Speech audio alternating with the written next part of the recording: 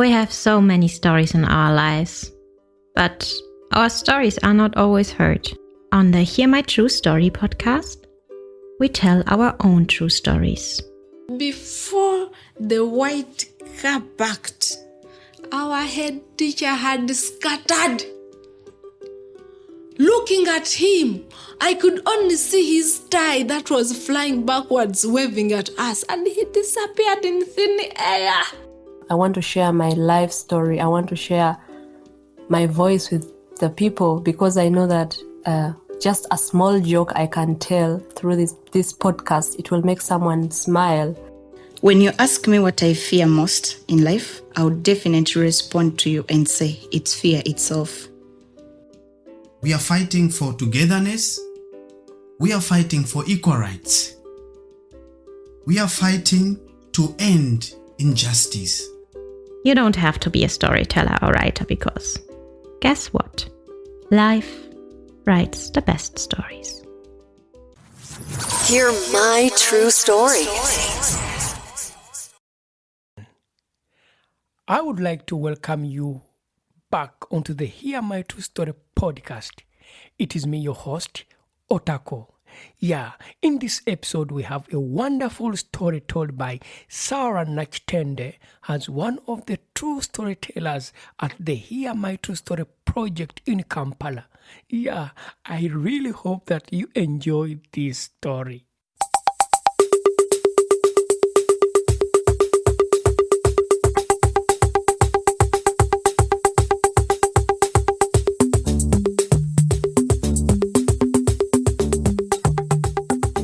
Welcome to Hear My True Story Kampala Season 1, where we tell true stories and have conversations about real-life experiences with non-storytellers and storytellers from Uganda. Hear My True Story Kampala is a joint project between Hear My True Story podcast and Omoti Creative, an organization in Uganda. Omoti Creative is an arts organization that provides safe and free learning spaces for creative arts, educational support, and cultural exchange opportunities to children and youths in Uganda.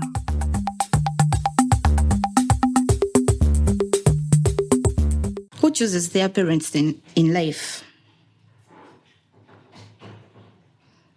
When you ask me what I fear most in life, I would definitely respond to you and say it's fear itself. It hurts to fear what you do not know. It hurts to fear yourself. It leads you to trust no one in life. To a certain point, it feels so insecure. My name is Nakitende Sarah. I am a filmmaker, an actress. I acted in movies like Struggling Faces, Between Us, and Kyaddala. I am a chef and I do outside catering.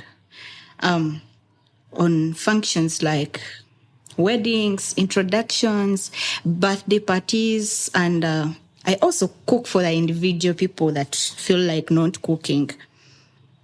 And I also do the film set welfare.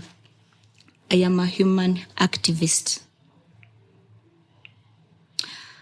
We were born 3 in my parents, I and my 2 brothers.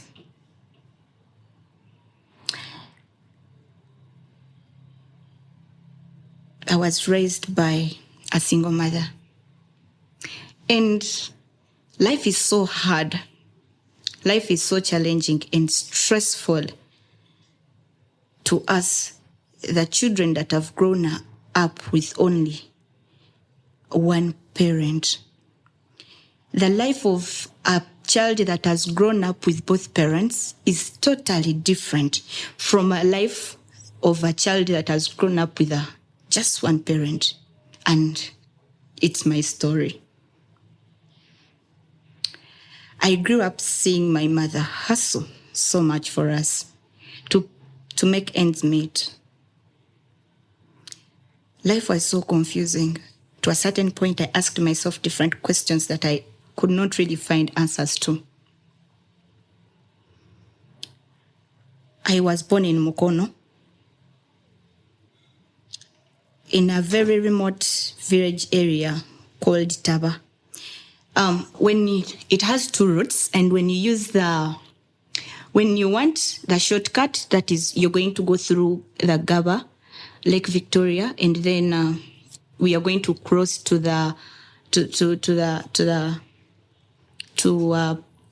an area called Bule. When you reach Bule, after crossing the lake, when you reach Bule, you're going to go to get a border, and then you go to our village. Then, if it's not that route, we are going to use the main route, and it is a long distance. So, I actually cannot really give you the best picture of that route because I have not been in my village so much. I was taken from there when I was so young, and I only go there to visit. Even maybe when we've lost someone in our family, that is when I go there. Since I never grew up from my in my village. I grew up with my mother at their home, that is Najembe. Najembe, it's an area in Buyukwe district where she used to live with her mother. So every day, my mother wakes up to go to the market and to work for us, to see that she can put food on our table. Maybe we can have a better life. So she was doing a very challenging kind of a job. She used to carry a crate of water, drinking water. Then she runs so fast, competing with the people that sell plantain, roasted chicken, roasted meat, pineapples, everything that is sold in a market. Everyone comes to the market to compete. So she used to compete with them just to get money to raise us. And it was so stressful because a day, maybe she could not work. Or when she has highly and that comes to closely to 20,000 shillings a day. And that is a very big miracle. A single mother with 3 children earning 20,000 shillings a day. We have to eat, go to school, and medication. I cannot really give you the best picture of my mother, or the last time, or my first time to see her when she's happy. Every time I could see my mother, she used to cry, but she never told us why she was really crying. One day, my mother chooses to try out something else. And when that is selling charcoal, and when she started selling charcoal, she was told that she falls sick to a certain point, and then she was taken to the hospital. They told her not to do that kind of work again because it had affected her seriously. She had gotten tired of the previous work, so she chose to go for something else, but then it failed. The only option was to go back in the market. Life was so challenging for us. One morning, she left us home, and she went, I and my siblings, she went to the market. It had rained so heavily. So my last brother gets an attack. And when he got the attack, it was really, really, really terrible. And I because I was so young, I didn't know what to do. I actually can't see myself giving help, but thank God my grandmother was there. So she helped and carried him, trying to bring him back. Not, when someone has an attack, it is actually even hard to explain. I can't explain it. But when then my grandmother asked me to go and call my mother. I ran so fast to the market and informed my mother about what had happened. She quickly came with me, and when she reached, she was confused. I was confused, but my mother was confused. Like, it had never happened. It had never happened. And basing on our situation, I am sure she would not really want us to be in such conditions. So she ran to the hospital in her confused mind with her mother and took my brother to the hospital.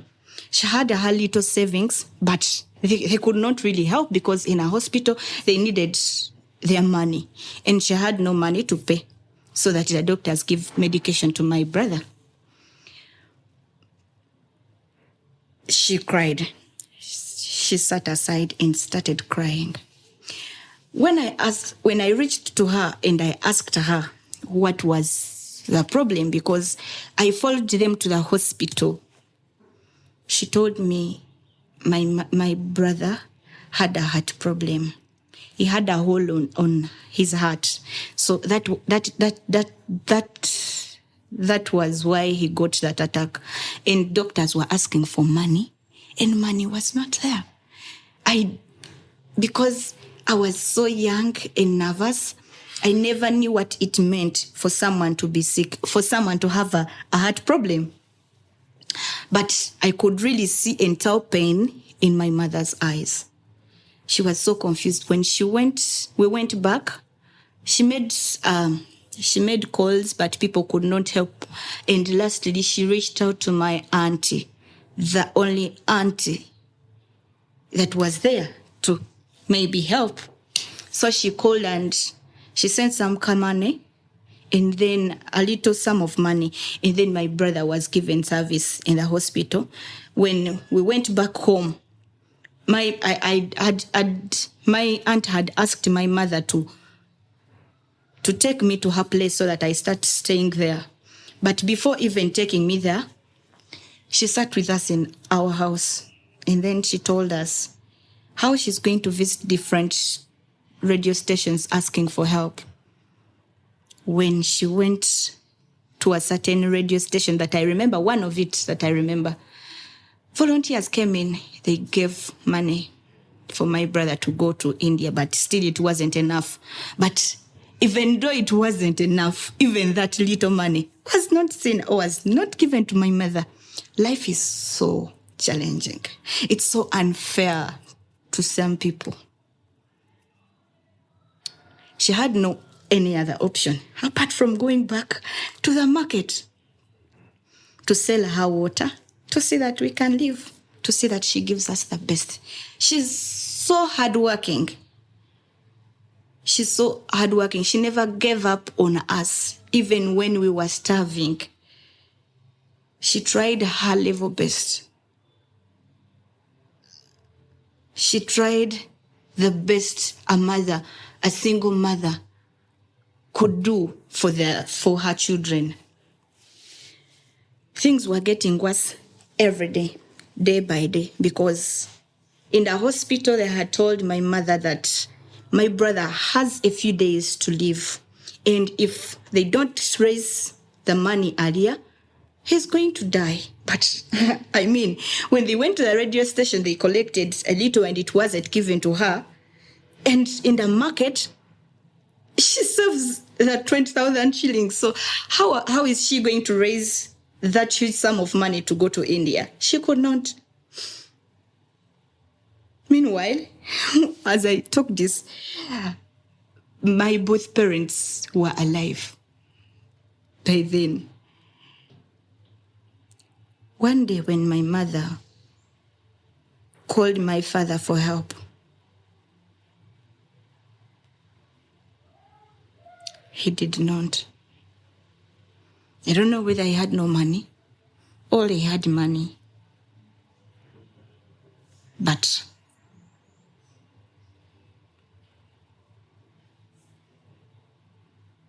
that is only left for God to tell.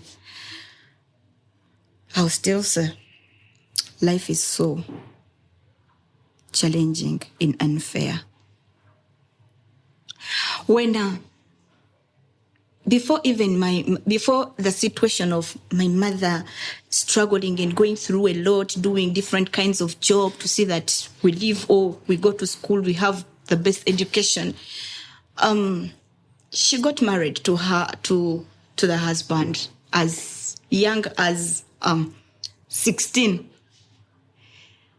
and they lived in a very happy love relationship. By the time I clearly started to understand, I saw us, me and my parents, in a one-roomed house. And that house was built with grass, that is a grass-thatched house. Then the soil and the reeds, is it the reeds? And it was like a one-roomed house, but it was so neat in that inside of it was decorated with the newspapers. But every day she could work so hard to see that she changes her life. She never wanted to stay in that house, but that is what it was. So she spent most of her time in the garden. In the old days, growing cash crops like vanilla and coffee was the best thing, because a kilo of vanilla could pay a child's school fees. And in a family that had both cash crops, it was the richest family, or it was a well-off family. So my mother stays in the garden, planting those cash crops and other crops, because crops like banana, cassava, sweet potato, beans, and food was not a problem while they were still together. She started to sell those foods to raise money. After they had agreed to build a house just close to our one room, the house. So my mother they worked hand in hand. My mother fetched water as my father was making bricks. And then the money that was collected in the things they sold, it was used to buy sand and the iron sheets. The house was built. And house being built, after everything is on a final. That is when things started getting ugly. I don't know what really went wrong, because as I was sleeping late in the night, as young as I was, I heard voices of my parents fighting, like quarreling. It really disturbed and disorganized my mind. But I knew nothing. I knew nothing that was really going on in their lives. But things started getting ugly for both of them. They rarely agreed on something, both of them. And all that happening, my mother started to make some decisions that were really affecting me. After hearing their voices, she started leaving me in the house to go and spy on her husband. So leaving me in a house sleep with my other brother, I only got to know in the morning when she's back, by the way. That is when I realized that she did not sleep in, because she could ask the neighbors, "Oh, did you check on my girl? Did you check on my children?" And she had that neighbor friend that related with her so much closely, and she could report everything she could see that happened to my dad or my dad was doing, and also that was happening in our home when she wasn't around.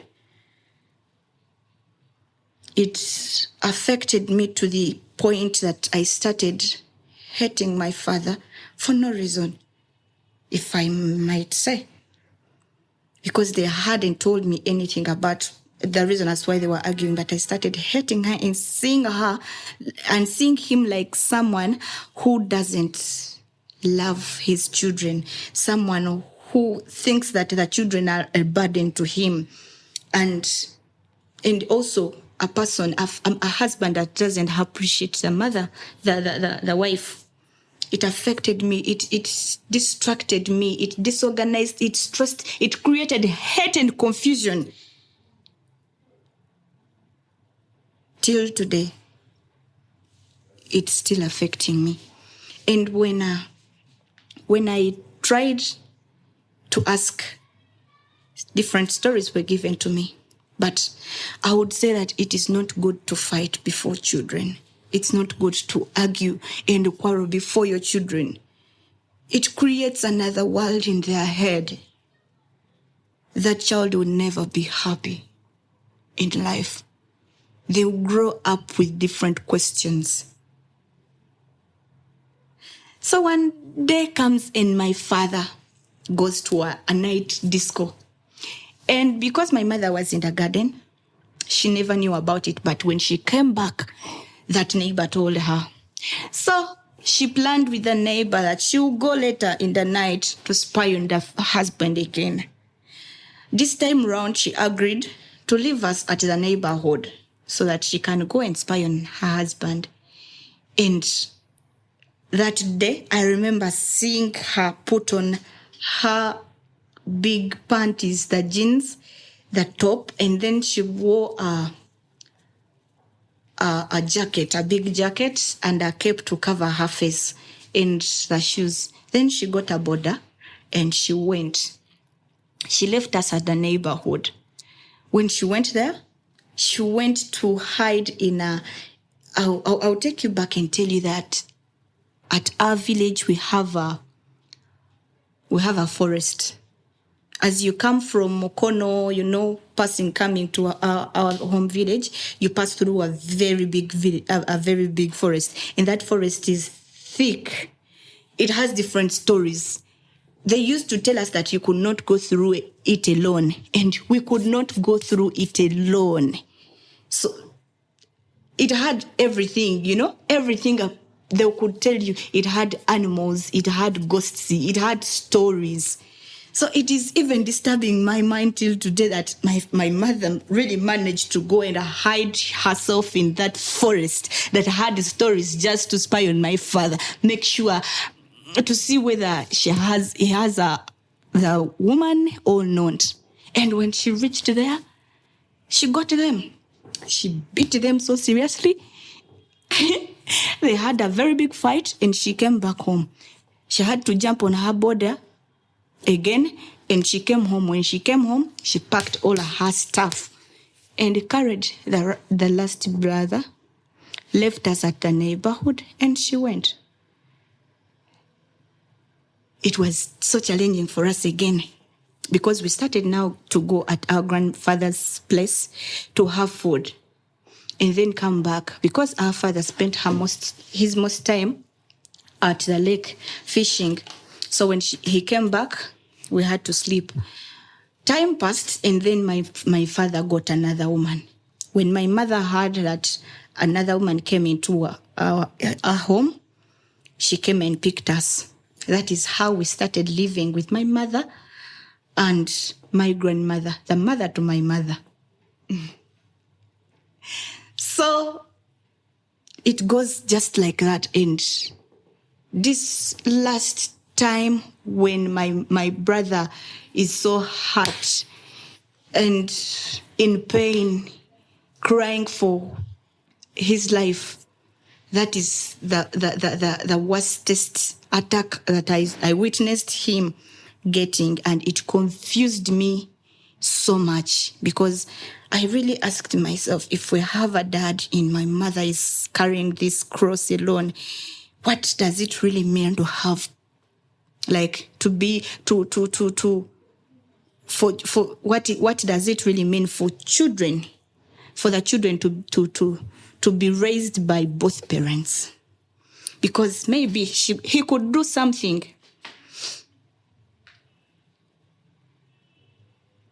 Every day he could walk one step and then he squats, he relaxes. He tells you, I'm so tired.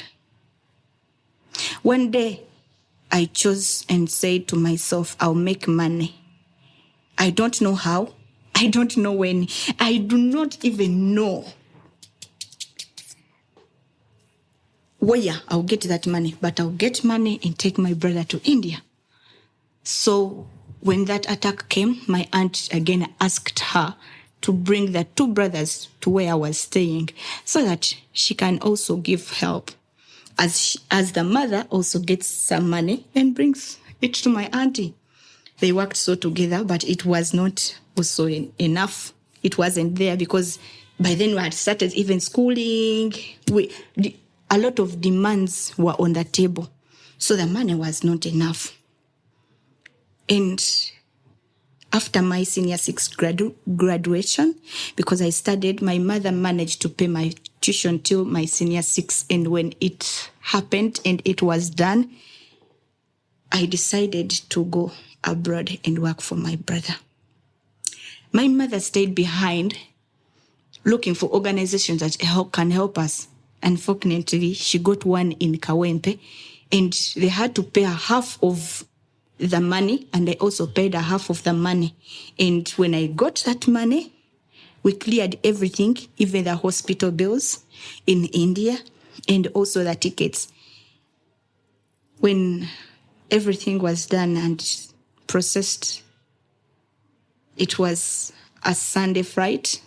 My brother died on Friday. It was so painful for me.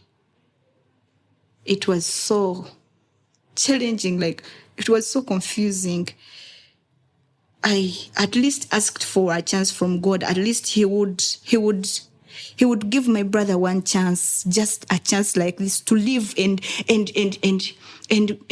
witness, experience the beauty of living a healthy life.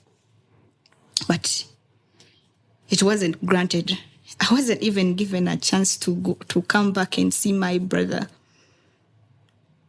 That is the time I sat down and asked and told myself to forgive my father for the reasons that I don't know. I forgave him because, he's still my father. These stories were directed by Zoe the Storyteller. Audio production for the stories was done by Adnan Singh Kumba. Many thanks to our project coordinator Nicholas Kaiwa and all the storytellers of Hear My True Story Kampala Season 1. For more stories, please visit hearmytruestory.com. For more information about Umuti Kreativ, visit umutikreativ.com or send an email to info@umuti.org. Thank you for listening. Thank you for listening to our podcast, Music by Edwin Matovo, hosted and produced by Otako. Subscribe to our podcast for more stories and visit us on our website, hearmytruestory.com, for more stories. All the links are listed in the show notes of this podcast.